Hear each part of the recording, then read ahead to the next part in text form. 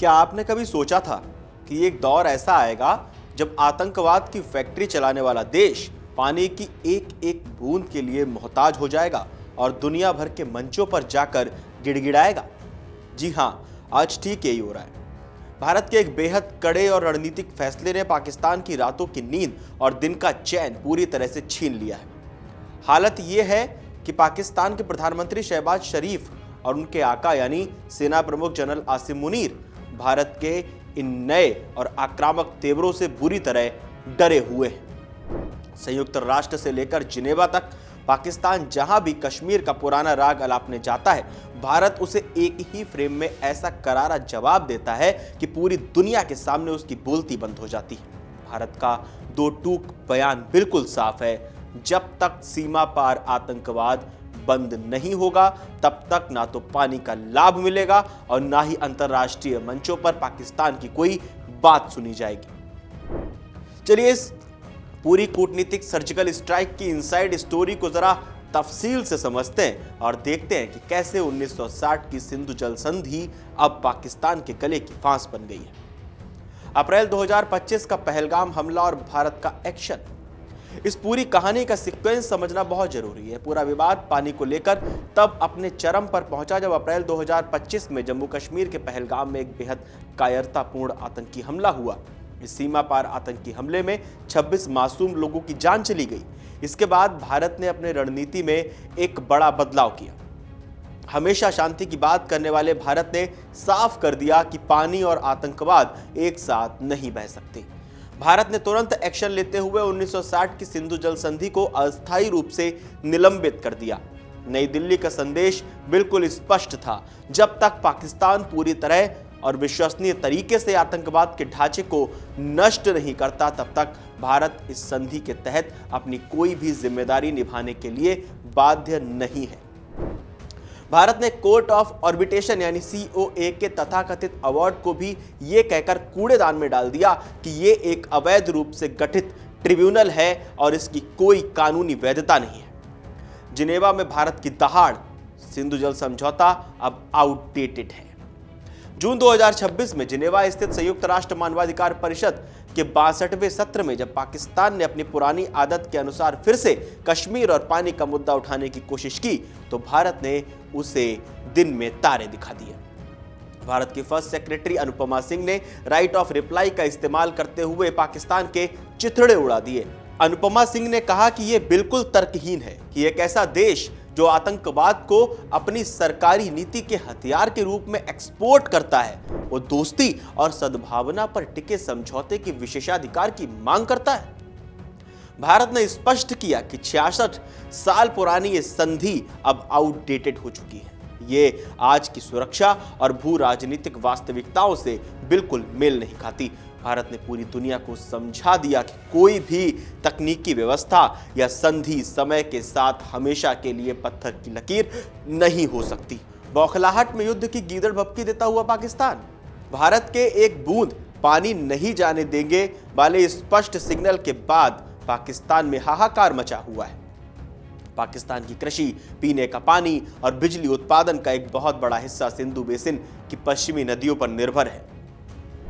विश्व बैंक की मध्यस्थता वाली यह संधि ऐतिहासिक रूप से पाकिस्तान को इन नदियों के 80% पानी का उपयोग करने की अनुमति देती है।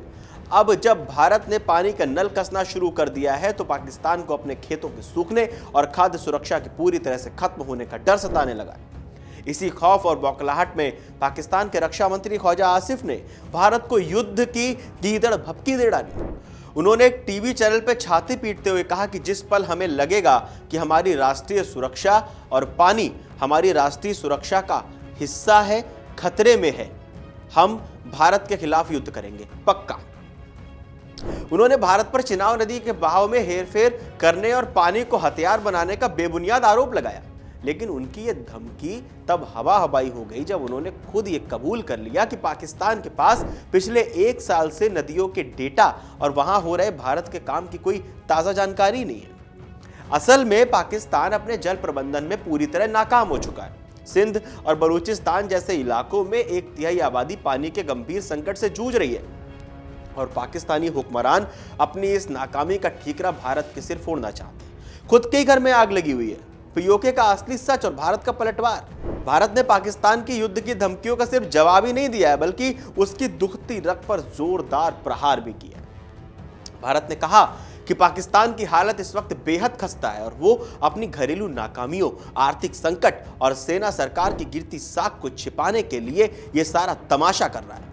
विदेश मंत्रालय के प्रवक्ता रणदीप जायसवाल ने पाकिस्तान के प्रोपेगेंडा की बखिया उधेड़ते हुए पाकिस्तान के कब्जे वाले कश्मीर यानी पीओके की असली तस्वीर दुनिया के सामने रखी। उन्होंने कहा कि पीओके में इस समय हाहाकार मचा हुआ है। वहां की जनता पाकिस्तानी हुक्मरानों के खिलाफ सड़कों पर है और बड़े प्रदर्शन कर रही है। पीओके के हालात कितने भयावह हैं, जरा इस पर गौर कीजिए। आपको बता दें कि इंटरनेट ब्लैकआउट है। लोगों की आवाज दबाने के लिए पूरे इलाके में इंटरनेट बंद कर दिया गया है। दवाओं और राशन की किल्लत है। जरूरी सामान और जीवन रक्षा दवाओं की सप्लाई जानबूझकर रोक दी गई है। निहत्तों पर गोलियां बरसाई जा रही हैं। अधिकारों की मांग कर रहे मासूम और निहत्थे नागरिकों पर पाकिस्तानी पुलिस और सेना गोलियां चला रही है, जिसमें कई बेगुनाह अपनी जान गंवा चुके हैं। भारत ने साफ कह दिया है कि पाकिस्तान बस दुनिया का ध्यान भटकाने के लिए पानी पर हाय तौबा मचा रहा है, जबकि सच्चाई यह है कि उसने दशकों तक पीओके का सिर्फ आर्थिक शोषण किया है। भारत ने अंतर्राष्ट्रीय समुदाय से अपील की है कि वो पाकिस्तान के इन काले कारनामों और मानवाधिकारों के खुलेआम उल्लंघन पर सख्त एक्शन ले। भारत का 3 लेयर मास्टर स्ट्रेटजी ने कैसे पस्त कर दिया है। भारत ने जब अब पाकिस्तान से निपटने के लिए एक अचूक 3 स्तरीय यानी 3 लेयर रणनीति अपना ली। पहला, आतंकवाद, पानी और कूटनीति का एक फ्रेम।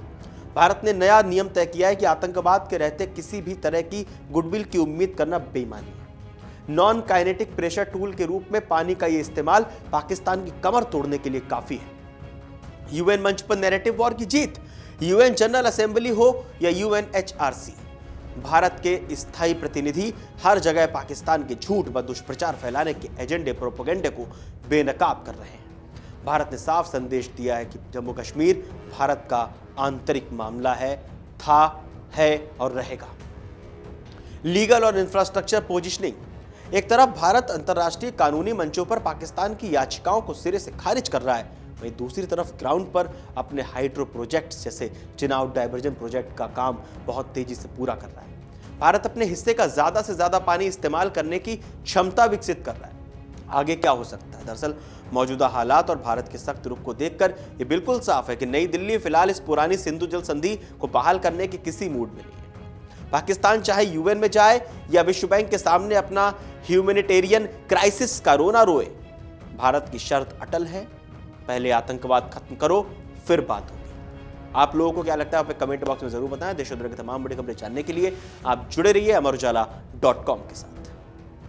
अगर आप ये वीडियो YouTube पर देख रहे हैं तो हमारे चैनल को सब्सक्राइब कर बेल आइकन दबाएं और Facebook पर देख रहे हैं तो हमारे पेज को लाइक करें।